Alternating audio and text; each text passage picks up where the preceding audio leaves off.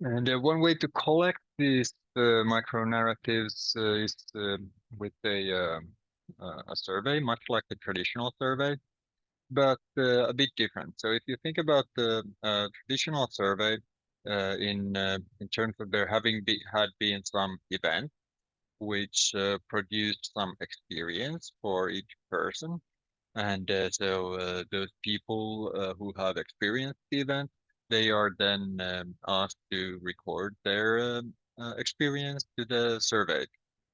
And usually, because it's much easier to get these quantitative responses where you just click, click, clickety click through the survey.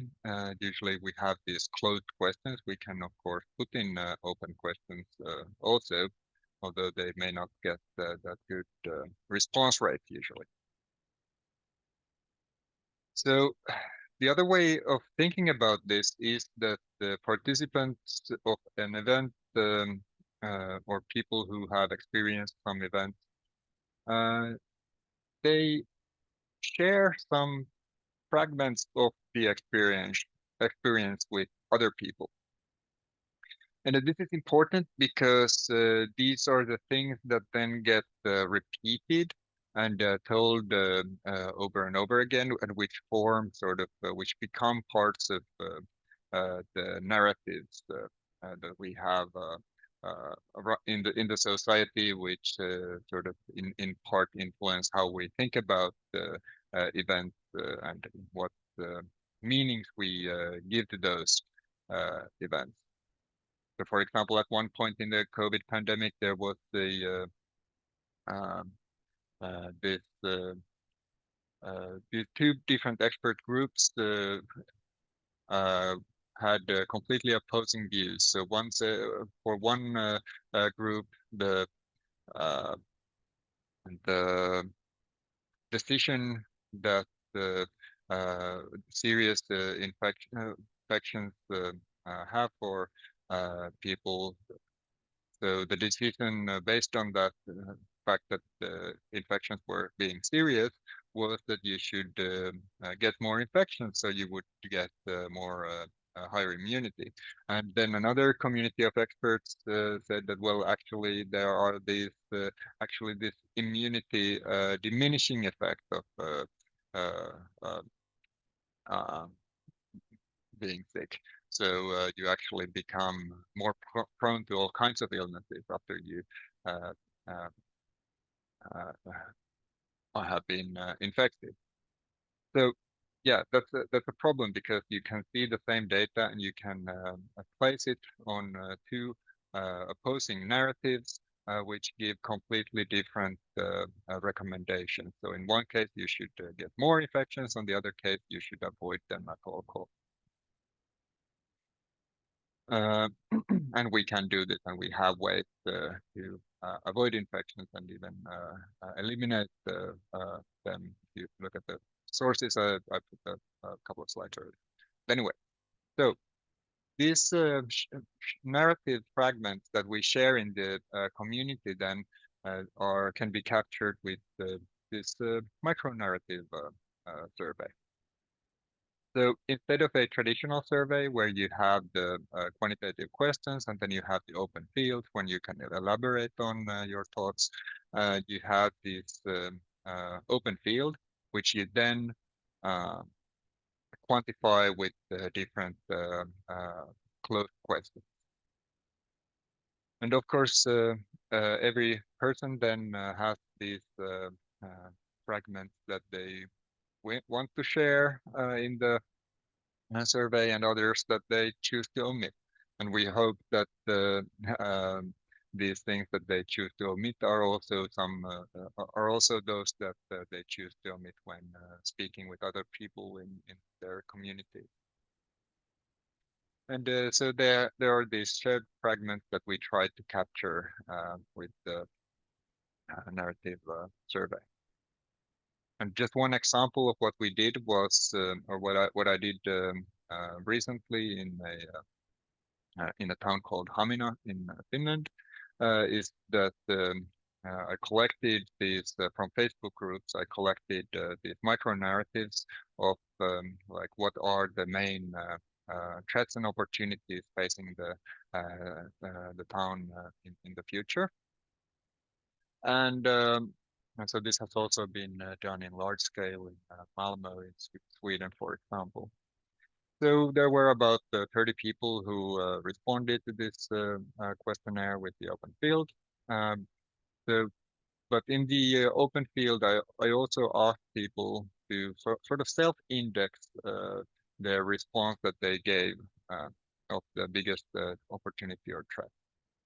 So I asked them to, for example, say that how much are there opportunities or threats, and how much there are weaknesses or strengths of the local community uh, present in the fragment that they share.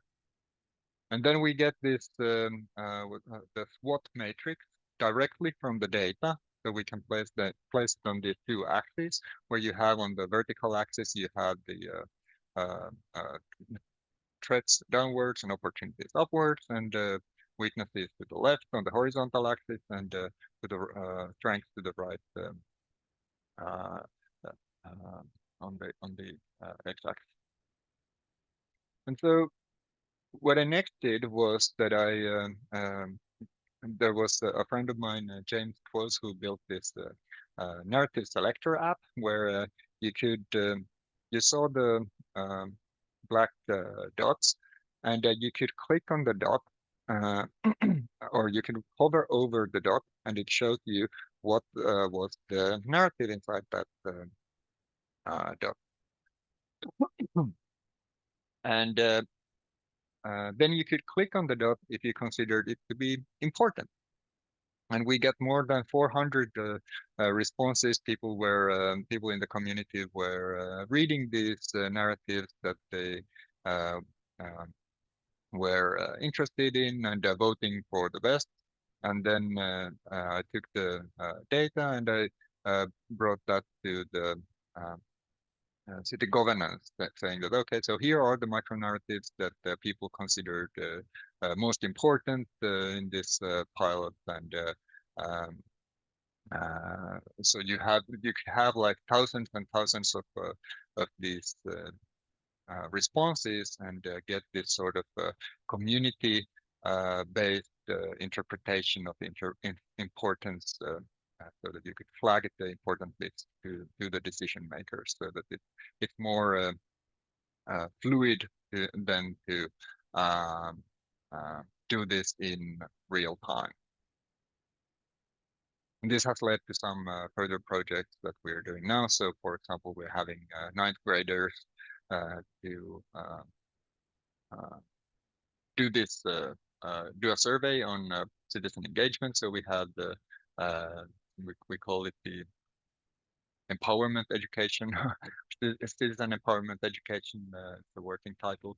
Um, but so they do it in class, and then they ask someone from their an adult from their social circle to fill in the survey as well. So we get data from people who are not normally engaged with the electronic channels of the town, for example.